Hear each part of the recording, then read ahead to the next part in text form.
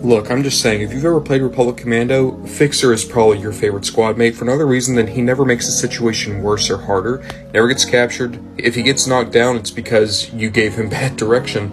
Fixer is just the MVP of the team. From the Star Wars Black Series gaming great subline exclusive to GameStop and EB Games, this is Fixer.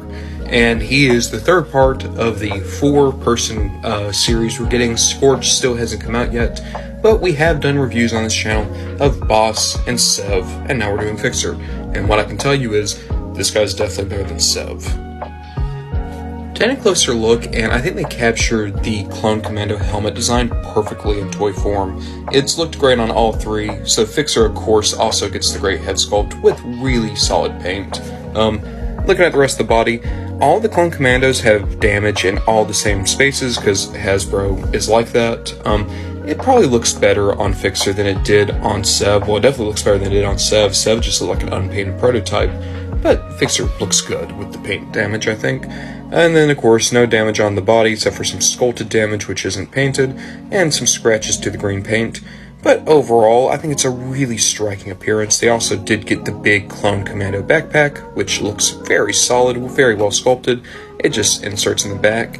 So if you take it out, that's more like the look he had in his brief cameo in the Clone Wars cartoon.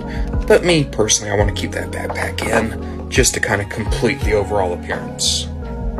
In terms of accessories, he does come with the Clone Commando rifle, and it's just like Boss's rifle. It doesn't have any of the additional add-ons that you would expect with Sev or Scorch, which I think is the right way to go. That said, even though this is probably correct for the game model, these guns feel way too small for the Clone Commandos. They feel perfect for the Bad Batch, but the Clone Commandos I always expected a bit of a bulkier weapon, and this is almost more like a submachine gun.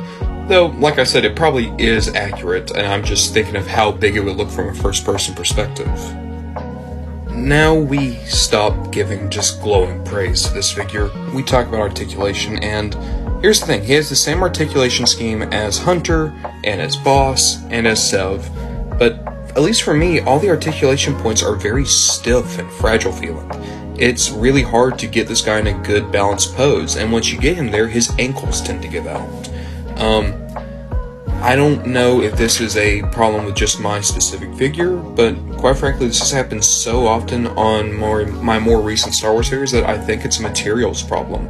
I think it's just Hasbro cheaping out on a lot of the materials used to make these figures. I'm in a weird spot with Star Wars right now. I really feel like I'm about to stop collecting them, and this figure isn't helping that opinion.